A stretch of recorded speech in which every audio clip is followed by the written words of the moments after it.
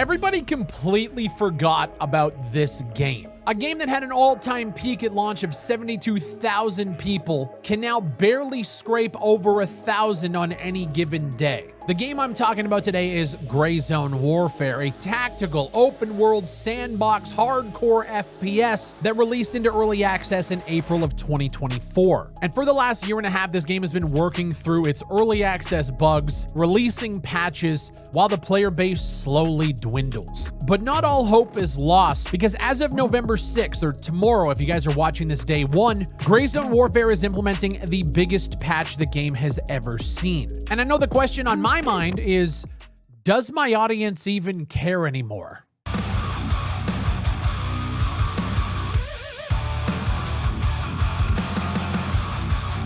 With the jump to Unreal Engine 5.5, the FPS improvements in this patch are supposedly supposed to be pretty legendary. It reduces VRAM usage by about 400 meg on all systems and reduces RAM usage by about 2 gigs on all systems, which is an insane boost if what they're saying is true. Their AI has also been reworked and rebalanced to deliver smarter, more human-like behavior that adapts dynamically based on multiple conditions, including AI difficulty level, the distance to the target, and the weapon's effective range. Weather effects such as fog and rain and intensity now affect the AI in a more realistic fashion. Several actions can now break or modify the AI's target lock, including target leaving the line of sight, AI switching to a new target, or when the AI is reloading or getting hit or becoming suppressed, or even when they're stunned. That is now going to affect what they can and cannot see. The result, according to Gray Zone Warfare, is a more believable, less robotic, Terminator-like AI behavior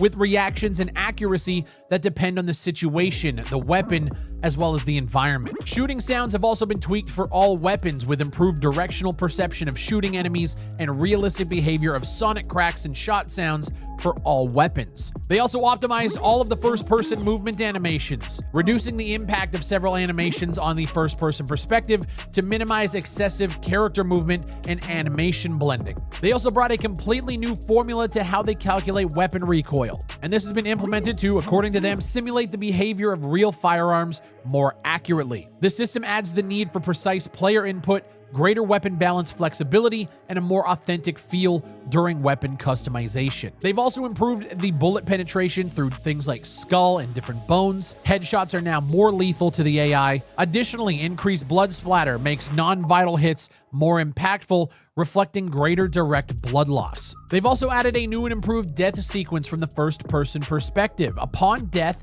the player's view now turns towards the approximate direction of the incoming shot. They're also testing a new server region for China. They have new servers, they're the best. I don't really give a shit about that. And then scrolling through, there is a shit ton of performance optimization changes, different issues between gameplay, the world, the UI. It's a ton of fixes here. But the real question that I have for everybody here is, do you give a shit? The game was hyped up to oblivion by every single content creator under the sun. And then when I got my hands on it before the actual game launch, I said that I felt like the game might launch a little bit too early.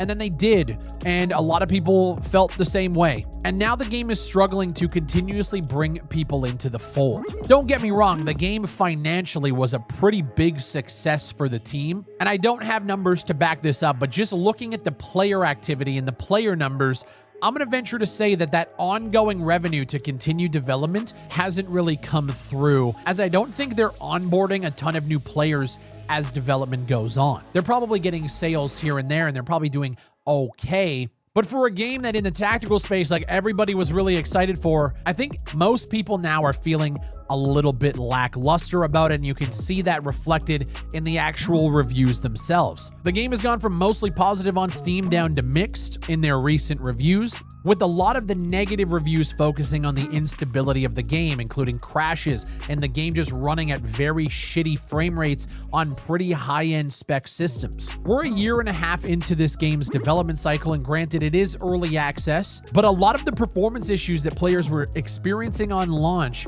they're still experiencing today. And the thing is I do think there's a lot of people that are in love with the idea of what Gray Zone Warfare will hopefully be in the future when they get to that 1.0 state. I think Gray Zone, if they can get there and if they can deliver on the vision that they have already laid out in all of their roadmaps, I think the game is going to be pretty fantastic. But it's one of those things where they're struggling to keep people engaged in the current gameplay loop to test these systems to be able to make it better in the long run. And I don't know what the future holds for this game. And from the looks of it, it seems like a lot of people have already moved on. If you're playing in the tactical space and you're not jumping into the AAA stuff, you're most likely on games like Arma Reforger already. And it just seems like everybody is kind of just moving on from Gray Zone Warfare. And for me personally, even though I don't play it as much as I probably should, I'm focusing on other things, I still want this game to succeed. I'm still peeking over the fence, checking in every time they do an update or a live stream or whatever. But this is a prime example of like, your first impression means everything. It takes a lot to win a gamer back over through the development of a game like this in early access. But I'm curious to know what you guys think about Gray Zone Warfare. I know the developers watch every video I put out on this, and so let them know your thoughts down below. Do you care about Gray Zone Warfare? Is there something that you want to see come to the game that would bring you back in? Let's have a conversation down below. And while you're down there, leave a like on the video, subscribe for more FPS content just like this. And if you guys want to support the Patreon, the link is down in the description below. Come see me over on Twitch. Get connected in Discord, pick up some gamer subs using code BigFry at checkout for 10% off your order. Do all of the YouTuber stuff, and I'll see you on the next one.